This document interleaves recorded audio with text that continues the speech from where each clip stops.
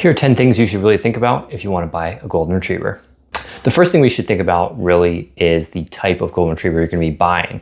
So there's a field golden and then there's a show golden. So the big difference between the two is a field golden is a little bit more independent. They're going to be a little bit more persistent, but beyond that, they also want to be trained. They want to learn. They want to be given a task. Which is a little bit different on average than the temperament of a show golden. The field golden is also, like I said, because they're a little bit more independent, they love being outside, they love doing activities outside. That is kind of naturally where they are more in their environment. For the show goldens, they do prefer on average to be a little bit more inside, they're a little bit more cuddly, they are a little bit more close attention to you throughout your day, they're going to be following you around. So just look at that golden retriever that you're going to buy. Consider, hey, is this a field golden? Is it a show golden? Even in saying those things about field goldens, there is a strong crossover between the two, field and show goldens. The next thing I want you to think about is the fact that a lot of early golden retriever puppies have a lot of weird fears. So for example, my dog Goldie, she is terrified of legitimately anything, even eggs. I even made a video about how she was so terrified of just a single egg.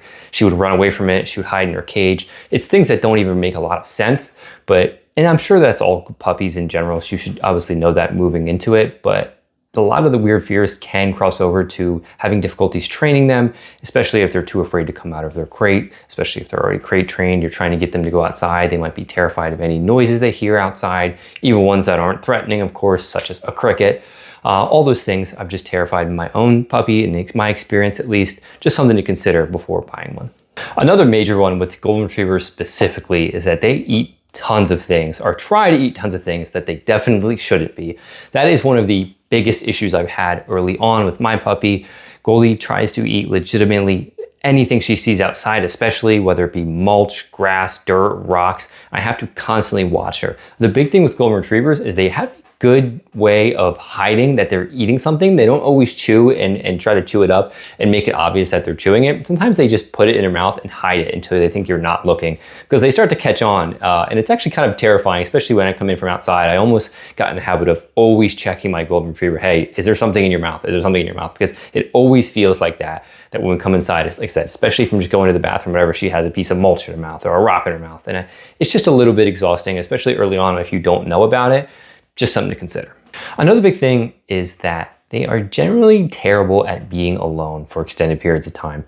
That is not every single golden retriever. I completely understand that. The temperament of every golden retriever is a little bit different than each other. Even though I have a field golden, which is what we consider ours, she is terrible at being alone. She will wait at the gate all day long if she has to, just to see us.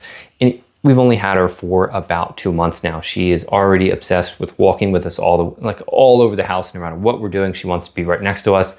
And obviously that happens as parents when that's who she relies on for food. It makes sense. Just something to consider, that you might not get a ton of alone time without hearing squealing, without training your dog initially. So that might be a surprise to you early on. Another big thing with golden retrievers is that they typically love to get into a specific routine. So our golden retriever, we've had her for a few months now. Very, very quickly, she got in the routine of waking up at the exact same time.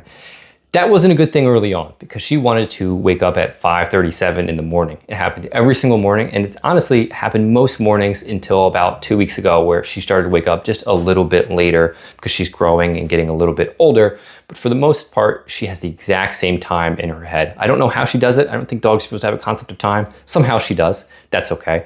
But if you're a little bit more inconsistent of a person, your schedule doesn't always look the same, just something to consider, that whatever habit you're building with your golden retriever, they're going to build it rather quickly, and they're going to start to understand the timing of when things happen.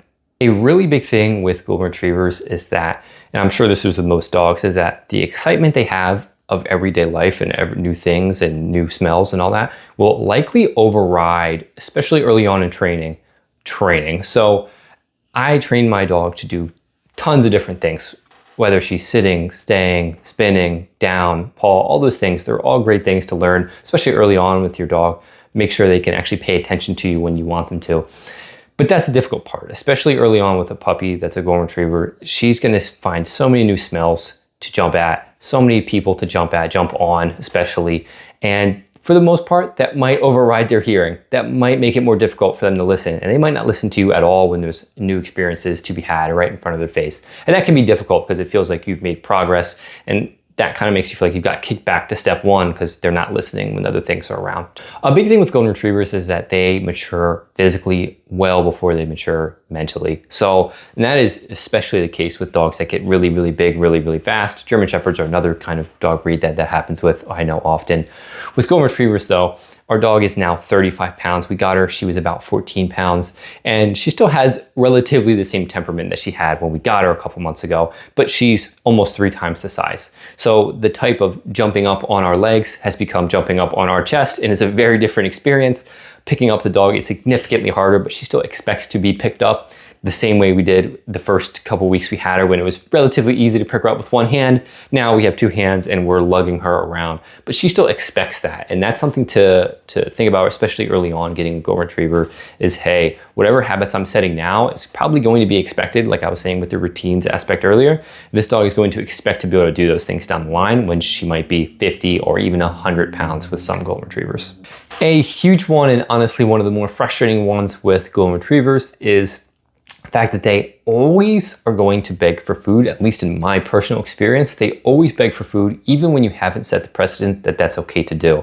I have never given my dog any human food up until this point, and yet every night when we eat dinner, every morning when we eat breakfast, every afternoon when we eat lunch, she's gonna be sitting there trying to get as close as she possibly can, nosying up the couch, trying to get as close as she possibly can to us, because she wants to beg, she wants to think, hey, there's a chance I might get some food here, even though we've never given her any food.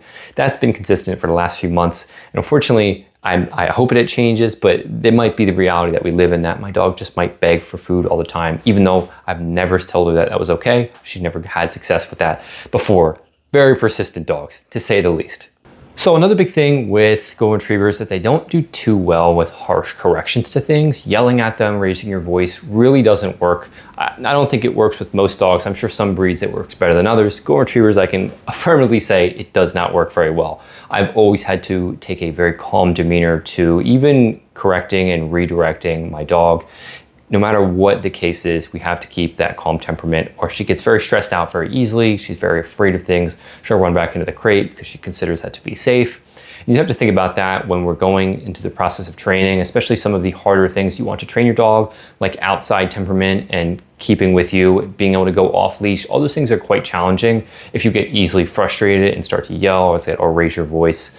It just becomes very challenging for your dog to stay into the training and staying focused when they're afraid of their owner, especially the owner that they love so much. Lastly, and potentially most importantly, is to know that most golden retrievers, of course not all, but most are extremely friendly, sometimes at a frustrating cost. So as your puppy gets older and she gets a lot bigger, I was talking about earlier how sometimes they mature physically before they do mentally. And if you haven't trained them very well, they're still probably going to jump on anyone and everyone in the most friendly way possible, which really just means jumping full force into them and expecting to get pet. That's really difficult, especially when you think of any family members you might have that you want to introduce your dog to that are maybe a little bit older and a little bit more fragile and can't take the weight of a full-grown golden retriever jumping on them, and not to say attacking them, but expecting attention from them and expecting them to look at them like a long-lost friend. That can just be very difficult without knowing it, without thinking about it. All these things are just ultimately things you should consider before buying a golden retriever. I absolutely adore my golden retriever. We've had her for, like I said, just under 3 months now, and it's been the best experience. These are just some of the top surprises, if you want to call them, that I didn't know going in. Even having some experience owning dogs growing up with my family, I just didn't experience a lot of these things, specifically because we never had a golden retriever breed. So hopefully this helps when considering your purchasing of a golden retriever. So if you like the video, please like, subscribe. I post tons of shorts of my dog all the time as she grows up, gets older. We are going through tons of new things. I'm sure I'll find out 10 more crazy things about golden retrievers as she gets to become a full-grown adult. Thanks for watching.